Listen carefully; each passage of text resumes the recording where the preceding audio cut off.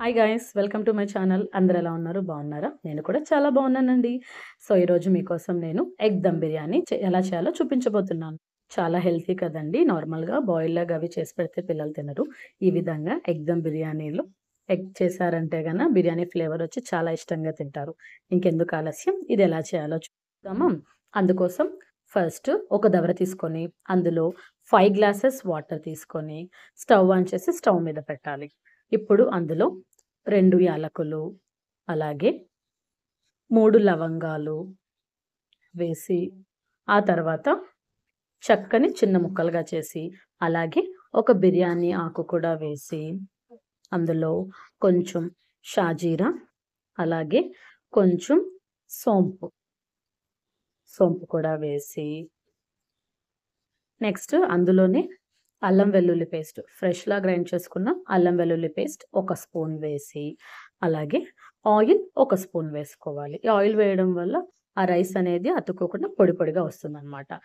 ఒక 10 మినిట్స్‌కి ఎసురు ఇలా కాగుతుంది. ఎసురు కాగిన తర్వాత అందులో హాఫ్ అన్ అవర్ ముందు ఒక గ్లాస్ బాస్మతి రైస్‌ని కడిగి నానబెట్టుకున్నాం. ఇప్పుడు ఆ బియ్యాన్ని ఈ కాగే ఎసురులో వేసుకోవాలనమాట. సో, ఆ కాగే ఎసురులో మంట సిమ్‌లో పెట్టుకొని ఈ రైస్ అంతా వేసేసుకోండి. రైస్ అంతా వేసేసుకున్న తర్వాత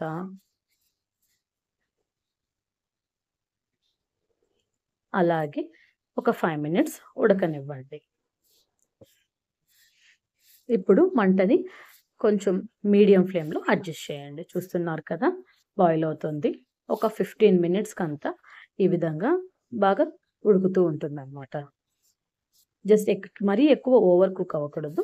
ఒక 90% ఉడికేంతలాగా చేయించుకోవాలన్నమాట. చూస్తున్నారు కదా!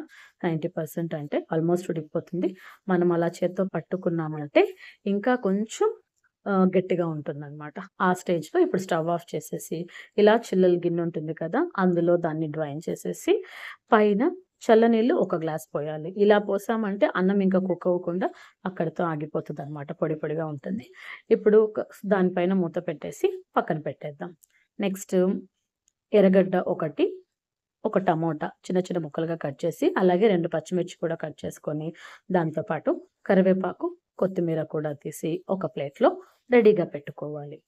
నెక్స్ట్ మనం కోడిగుడ్లు ఒక 4 కోడిగుడ్లు తీసుకొని ఉడకపెట్టి, తొక్క తీసేసి ఇలా ఘాట్లు పెట్టుకోవాలన్నమాట. మనం ఫస్ట్ ఈ ఎగ్స్‌ని వేయించుకొని పక్కన పెట్టుకుందాం. అందుకోసం స్టవ్ ఆన్ చేసి బాండలి పెట్టి, అందులో ఒక 4 స్పూన్స్ ఆయిల్ వేసి, ఆయిల్ వేడెక్కిన తర్వాత మనం ఇందాక ఘాట్లు పెట్టుకున్నాం కదండీ కోడిగుడ్లు, వాటిని ఒక్కొక్కటిగా ఇందులో వేసేసి బాగా వేయించాలన్నమాట. సో, ఇప్పుడు డైరెక్ట్‌గా కూడా అలాగే ఎగ్స్ వేయొచ్చు. బట్ ఈ విధంగా వేయించి వేసామంటే టేస్ట్ చాలా బావుంటుంది. రుచికి సరిపడా సాల్ట్ వేసాము. అలాగే పసుపు పొడి కూడా కొంచెం పసుపు పొడి వేసి, మిరప్పొడి కూడా ఒక హాఫ్ స్పూన్ వేసి మొత్తాన్ని బాగా వేయించాలన్నమాట. సో, స్లోగా వేయించాలి. లేకపోతే ఆ ఎగ్ అనేది బ్రేక్ అవుతుంది. అలా బ్రేక్ అవ్వకుండా బాగా వేయించాక చూసారు కదా! ఎగ్ కలర్ చేంజ్ అయిపోయింది. ఈ స్టేజ్‌లో ఇప్పుడు వీటన్నిటిని ఒక ప్లేట్‌లోకి తీసి పక్కన పెట్టుకుందాం. నెక్స్ట్ మనం బిర్యానీ కోసం రెడీ అవుదాం. అదే బాండల్లో ఇంకొంచెం ఆయిల్ ఎక్స్‌ట్రా యాడ్ చేసి, ఆ ఆయిల్ అది వేడెక్కిన తర్వాత ఇప్పుడు మళ్ళా అందులో మనం బిర్యానీ సామాన్లు వేసుకుందాం. అందులో ఫస్ట్‌గా యాలక్కాయ ఒకటి, అలాగే లవంగాలు ఒక 2, చెక్క ఒక చిన్న ముక్క, బిర్యానీ ఆకు, అలాగే కొంచెం సోంపు, కొంచెం షాజీరా వేసేసి అవంతా చిటపటలాడిన తర్వాత అందులో మనం ఇందాక కట్ చేసి పెట్టుకున్నాం కదండీ! ఎర్రగడ్డ, పచ్చిమిర్చి, అలాగే కరివేపాకు. ఈ మూడిటిని వేసి బాగా వేయించండి. సో, ఇవంతా కూడా మీడియం ఫ్లేమ్‌లో చేయాలన్నమాట. బాగా వేయించండి. ఒక ఎర్రగడ్డలు హాఫ్ మగ్గిన తర్వాత అందులో ఇప్పుడు అల్లం వెల్లుల్లి పేస్ట్ వేసుకుందాం. ఒక స్పూన్ అల్లం వెల్లుల్లి పేస్ట్ వేయాలి. కావాలనుకుంటే ఈ స్టేజ్‌లో మనం మసాలాలాగా ఎర్రగడ్డ, అల్లము, తెల్లగడ్డ అన్నిటిని కలిపి పేస్ట్ చేసుకొని కూడా వేసుకోవచ్చు. ఇప్పుడు ఆ అల్లం పచ్చివాసన పోయేంత వరకు వేయించుకోవాలి. సో, అల్లం పచ్చివాసన పోయిన తర్వాత మనం ఇందాక కట్ చేసుకున్నటువంటి టమోటా ముక్కలు కూడా వేసుకోవాలి. టమోటా ముక్కలు కూడా వేసుకొని ఒకసారి బాగా మిక్స్ చేసుకోవాలి. ఇప్పుడు ఇందులో పసుపు పొడి చిటికెడు, అలాగే మిరప్పొడి ఒక హాఫ్ స్పూన్, నెక్స్ట్ ధనియాల పొడి కూడా ఒక హాఫ్ స్పూన్ వేసుకోవాలి. వేసుకొని ఇప్పుడు మొత్తాన్ని ఇంకొకసారి బాగా మిక్స్ చేయండి. సో, టమోటాస్ మగ్గాలనమాట. ఇప్పుడు మనం చికెన్ మసాలా ఉంది కదండీ! ఆ చికెన్ మసాలా జస్ట్ ఒక చిటికెడు వేసుకున్నాం అంతే. ఎక్కువ లేకుండా జస్ట్ ఫ్లేవర్ కోసం. ఇది వేసామంటే ఫ్లేవర్ బావుంటుంది. సో, చూసారు కదా! ఆల్మోస్ట్ టమోటాస్ మగ్గిపోయాయి. ఇప్పుడు ఒక 2 స్పూన్స్ పెరుగుని గ్లాస్‌లో పోసి ఇలా బాగా ఉండలు లేకుండా బీట్ చేసి, దాన్ని గ్రేవీలో వేసుకొని మొత్తాన్ని ఒకసారి మిక్స్ చేసి, పైనే కొత్తిమీర జల్లేసి బాగా మగ్గనివ్వండి. సో, ఇప్పుడు మనం సిమ్‌లో పెట్టి చేసుకోవాలనమాట. సిమ్‌లో పెట్టి ఇవంతా మిక్స్ చేయండి. నెక్స్ట్ ఇందులో మనం ఇందాక వేయించి పక్కన పెట్టుకున్నాం కదండీ! ఉడకబెట్టిన కోడిగుడ్లు. వాటిని కూడా ఇందులో వేసేసి మొత్తాన్ని ఇంకొకసారి మిక్స్ చేయండి. అప్పుడు ఈ మనం వేయించిన టమోటా గుజ్జు అవంతా కూడా కోడిగుడ్లకి పడుతుందనమాట. మొత్తాన్ని మిక్స్ చేసేసి మళ్ళా మూత పెట్టండి. ఒక 5 మినిట్స్ తర్వాత మూత ఓపెన్ చేసి గ్రేవీకి సరిపడా సాల్ట్ కూడా వేసుకోవాలి. నేను ఇందాక బాస్మతి రైస్ ఉడకపెట్టాం కదండీ! అందులో సాల్ట్ వేసింది చూపించడం మర్చిపోయాను. ఆ ఎసురు కాగేటప్పుడే ఆ బియ్యానికి పట్టడానికి కల్లులుప్పు కొంచెం వేసుకోవాలనమాట. సో, ఆల్రెడీ మనం రైస్ ఉడికేటప్పుడు సాల్ట్ వేసుకున్నాం కాబట్టి, ఇప్పుడు ఇది ఈ గ్రేవీ వరకు వేసుకుంటాం. సో, సరిపడినంత సాల్ట్ వేసుకొని మొత్తాన్ని బాగా మిక్స్ చేసి ఇంకొక 5 మినిట్స్ మగ్గనివ్వండి.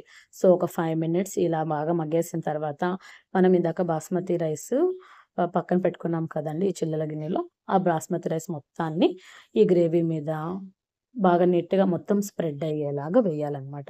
సో, మొత్తం స్ప్రెడ్ అయ్యేలాగా వేసి బాగా చదును చేసుకోండి.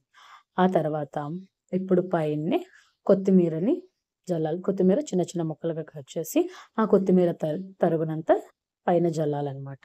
ఇప్పుడు నెయ్యి తీసుకొని మొత్తాన్ని నెయ్యి అక్కడక్కడ వేసుకున్నామంటే, ఈ నెయ్యి ఫ్లేవర్ అంతా బాగా ఉంటుంది. నెయ్యి ఎంత ఎక్కువ వేసుకుంటే అంత బావుంటుందండి. సో, నెయ్యి వేసుకున్న తర్వాత మనం ఒక గ్లాస్‌లో ఫుడ్ కలర్‌ని కొంచెం వాటర్ వేసి మిక్స్ చేసి అక్కడక్కడ ఇలా పోసుకోవాలనమాట. Red food colour, yellow food colour, green చాలా కలర్స్ ఉంటాయి కదా! మనకేది కావాలంటే అది వేసుకుంటే జస్ట్ మనకు ఈ బిర్యానీకి కొంచెం కలర్ కోసం అంతే అనమాట. నెక్స్ట్ మూత పెట్టేసి ఒక 10 మినిట్స్ సిమ్‌లో అలాగే మగ్గనివ్వండి. 10 మినిట్స్ దమ్ అయితే సరిపోతుంది. సో, చూసారు కదా! 10 మినిట్స్ తర్వాత మూత ఓపెన్ చేశానంటే ఎక్కడ మనకు వాటరీగా అనేది లేకుండా రైస్ అంతా బాగా పొడి పొడిగా ఉంది. ఆల్మోస్ట్ అంతా ఉడికిపోయింది కూడా. అంతే అండి. సో, స్టవ్ ఆఫ్ చేసేసి మూత పెట్టేసి ఒక 15 మినిట్స్ అలాగే వదిలేసేయండి. 15 మినిట్స్ తర్వాత మూత ఓపెన్ చేసి ఇలా ప్లేట్‌లో వేసుకొని వేడి వేడిగా సర్వ్ చేసుకొని తిన్నారంటే చాలా అంటే చాలా సూపర్‌గా ఉంటుందండి. ఈ వీడియో మీకు నచ్చినట్లయితే లైక్ చేయండి. అలాగే ఈ రెసిపీ ఎలా ఉందో కామెంట్ చేయండి. నా ఛానెల్‌ని సబ్స్క్రైబ్ చేసుకోండి. Thank you.